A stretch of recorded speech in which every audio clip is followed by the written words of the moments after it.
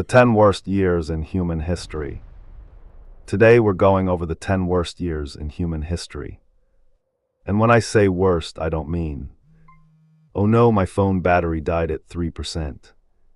I'm talking about years when millions of people died, entire regions were devastated, crops failed, empires collapsed, diseases spread, and humanity collectively looked at the calendar and thought, yo, let's just pretend this year never happened. Now there is no scientifically perfect way to rank the 10 worst years in history. Human suffering can't be measured with one number. So this list focuses on years connected to enormous death tolls, famine, war, disease, environmental disasters, and major civilizational disruption. And we're starting with number 10. Number 10, 1600.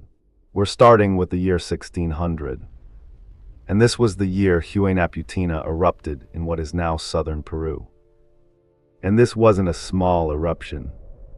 Huge amounts of ash and volcanic gases were blasted into the atmosphere. When sulfur reaches the upper atmosphere, it can reduce the amount of sunlight reaching Earth. And that can cause temperatures to fall, which is terrible news for farmers. Huaynaputina devastated nearby communities. Ash covered large areas. Crops were destroyed. Livestock died.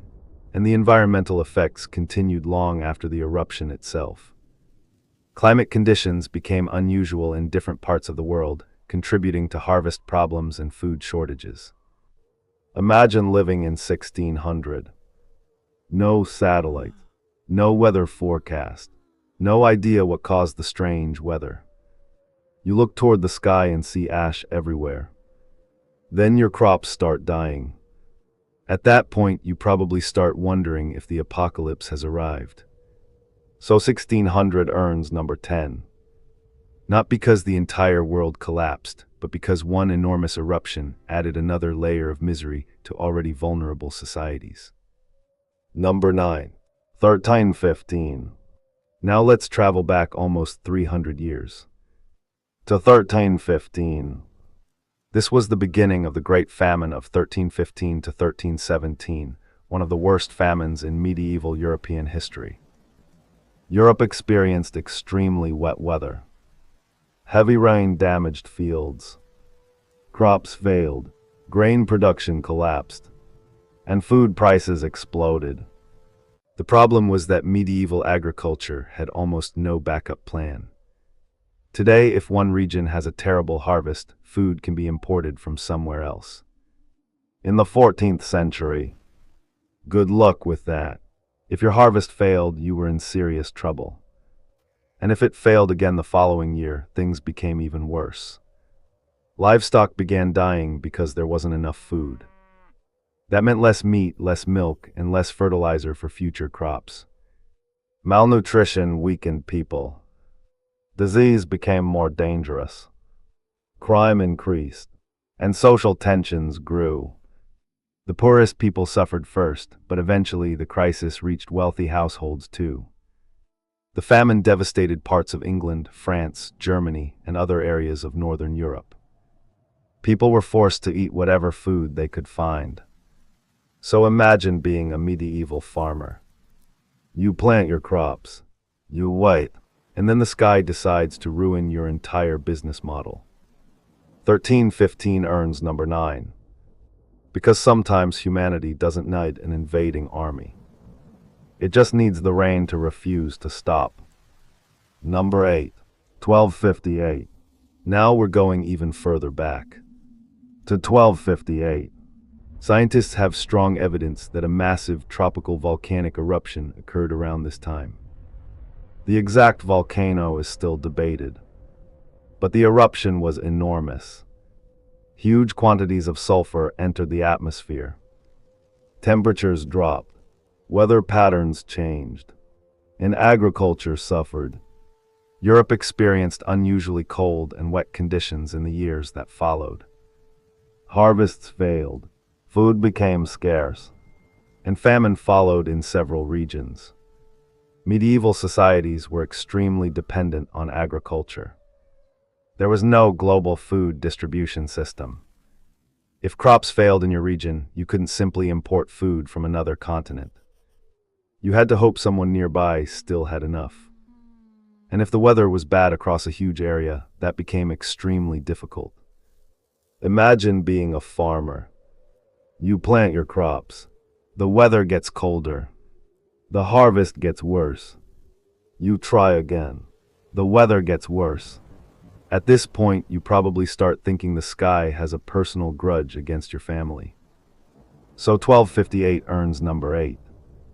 A year when a massive volcanic eruption helped create serious climate problems across enormous distances. Number 7. 1816. Now we're jumping forward to 1816. And this year became known as the year without a summer, which sounds like a terrible tourism advertisement. Come to Europe. Beautiful scenery, historic castles, and absolutely no summer. The cause was the enormous eruption of Mount Tambora in Indonesia in 1815. Tambora released huge amounts of ash and sulfur into the atmosphere. The following year, temperatures dropped across many regions. Frost appeared during the growing season. Snow fell during months when people expected sunshine. And crops failed. In parts of North America, people experienced frost in June. Europe also suffered food shortages. And the timing couldn't have been worse. Europe had just survived the Napoleonic Wars. Millions of people were already exhausted. Economies were damaged. And then nature basically said, "Congratulations on surviving the war. Here's winter in July." But 1816 also had one strange cultural consequence. Mary Shelley and Lord Byron were staying near Lake Geneva. The weather was so miserable that they spent much of their time indoors. During this period, Mary Shelley developed the idea that became Frankenstein. So one of the world's most famous horror stories was partly inspired by humanity having an absolutely terrible summer. 1816 therefore gets number 7. The year when summer basically forgot to show up. Number 6. 1942. Now we're entering the 20th century. And things get much darker. 1942 was one of the deadliest years of the Second World War. The war had already been raging since 1939. But by 1942, it had become truly global. Nazi Germany controlled much of continental Europe. Japan controlled enormous territories across Asia and the Pacific. The Soviet Union was fighting Germany. And millions of civilians were trapped in occupied territories. This was also one of the darkest periods of the Holocaust.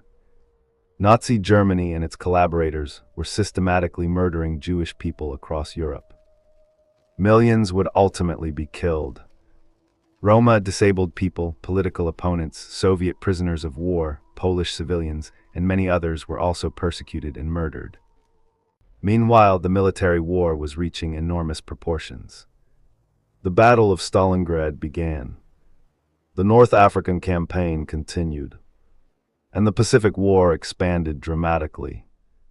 Civilians suffered from bombing, starvation, forced labor, executions, and displacement. The terrifying thing about 1942 was that so many disasters were happening at the same time. Europe was fighting. Asia was fighting. Africa was fighting.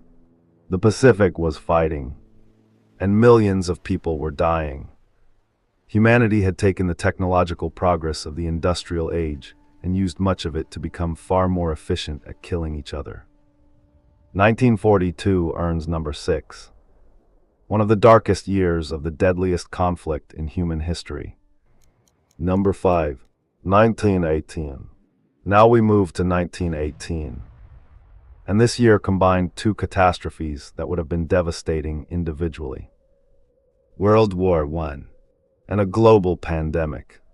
The war had already killed millions since 1914. Then a deadly influenza pandemic spread around the world. It became known as the Spanish flu, although Spain wasn't responsible for causing it.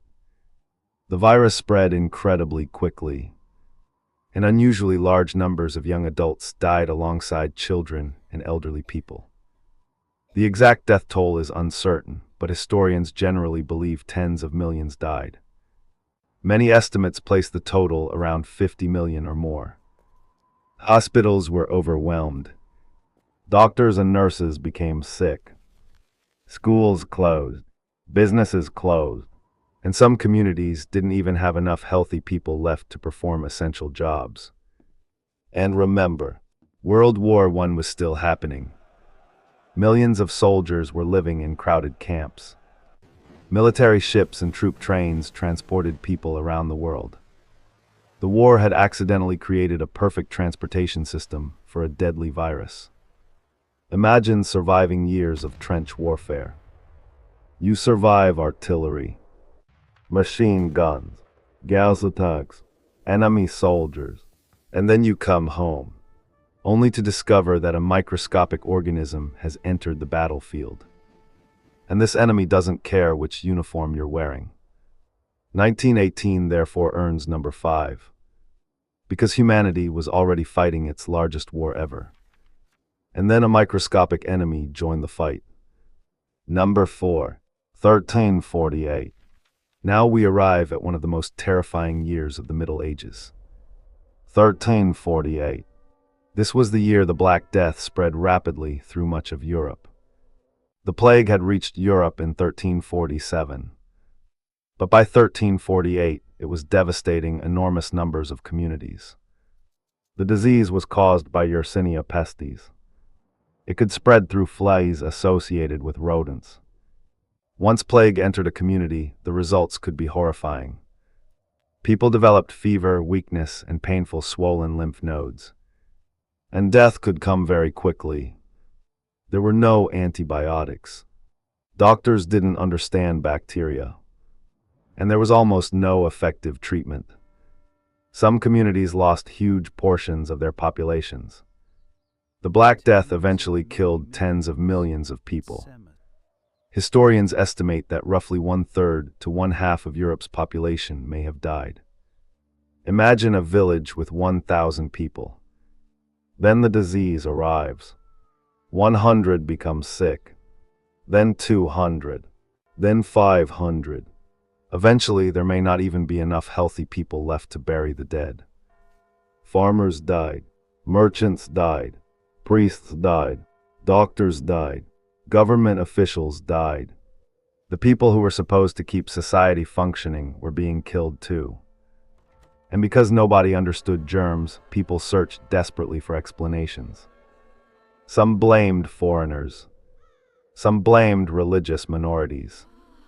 And this led to horrific persecution. The Black Death wasn't just a medical disaster. It was a social and economic catastrophe. Labor became more valuable. Trade was disrupted. Villages were abandoned. Families disappeared. And European society was permanently transformed. 1348 earns number 4. Because this wasn't simply an epidemic. It was a demographic earthquake. Number 3, 1520. Now we reach a year that is sometimes forgotten when people discuss the greatest disasters in history. 1520. This was the period when epidemic disease began devastating indigenous populations in the Americas during the Spanish conquest. Smallpox spread through populations that had little previous exposure to Eurasian diseases. In central Mexico, the disease spread during the Spanish invasion of the Aztec Empire. The epidemic killed enormous numbers of people, including Cuitlahuac, the Aztec ruler who succeeded Moctezuma. The disease arrived at an incredibly important moment. The Aztec Empire was already fighting the Spanish invaders and their indigenous allies. Then smallpox began spreading. The Spanish conquest was not simply a small group of Europeans defeating millions of people through military power alone. Indigenous alliances and rivalries played a major role. But epidemic disease was another enormous factor. The peoples of the Americas had developed separately from Eurasia for thousands of years. That meant they had different histories of exposure to infectious diseases. When diseases such as smallpox arrived, the consequences could be catastrophic. And this was only the beginning. Over the following decades, smallpox, measles, influenza, and other diseases spread throughout the Americas. Population losses were enormous. The exact numbers remain debated.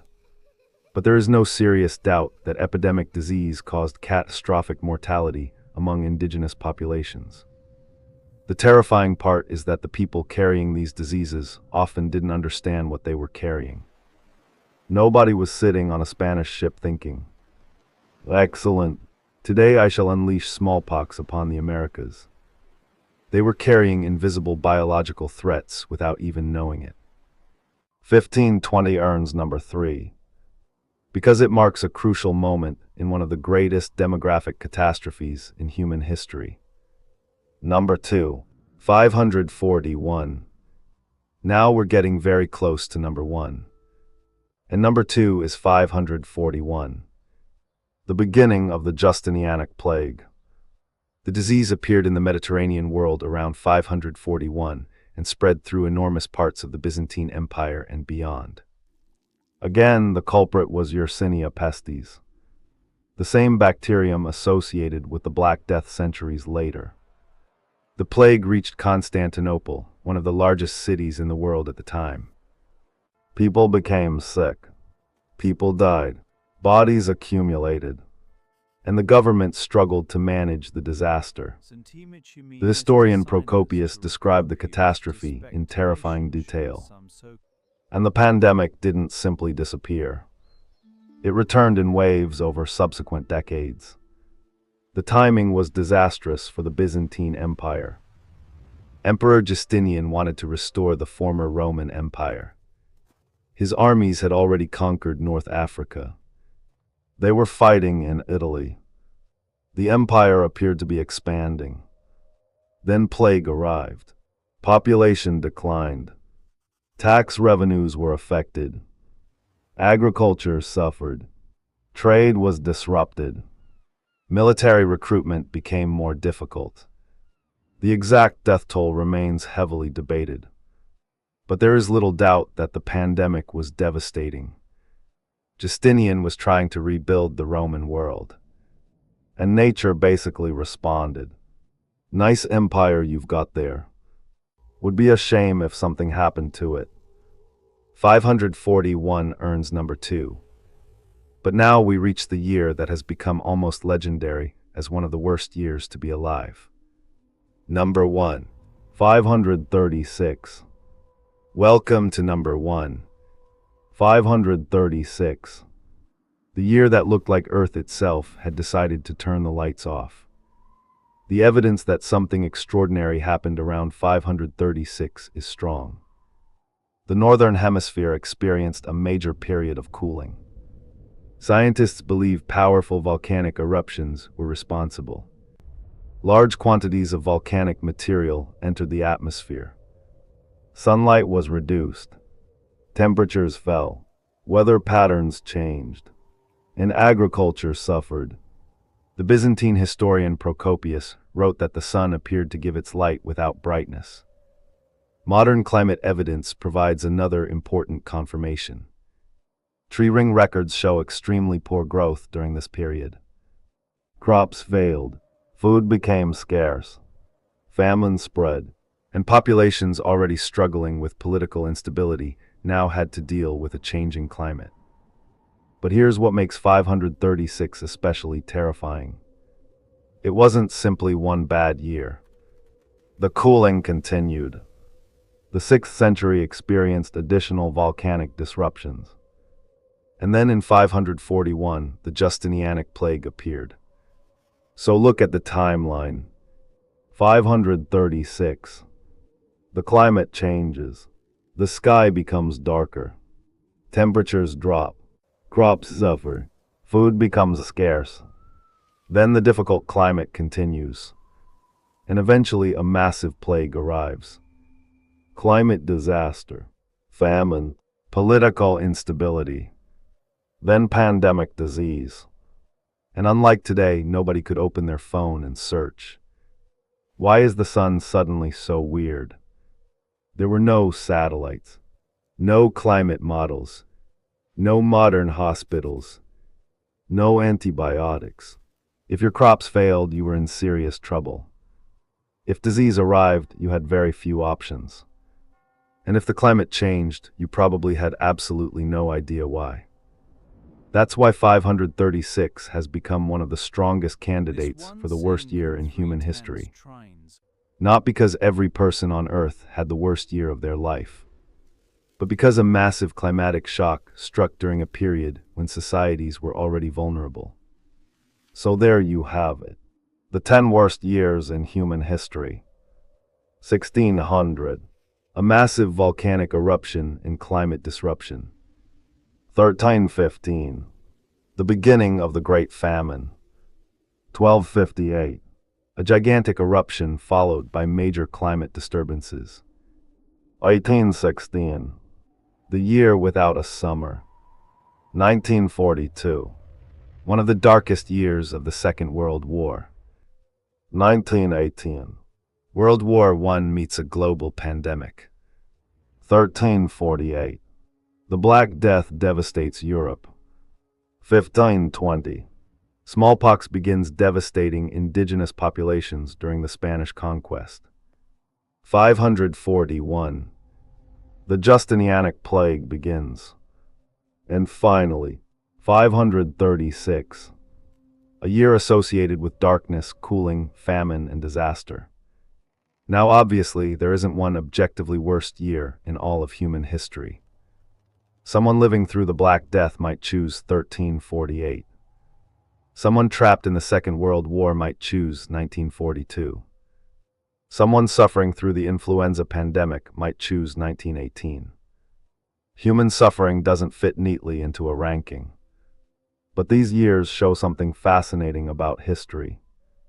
Human civilization has survived an almost absurd number of disasters. Volcanoes, famine, war, pandemics, climate shocks, economic collapse. And somehow we're still here. So the next time you think you're having a terrible year, your phone breaks, your internet stops working, you miss an appointment, or your favorite team loses, just remember. At least you're probably not living through 536. Because that year looked at the concept of a bad year and said, "Hold my beer."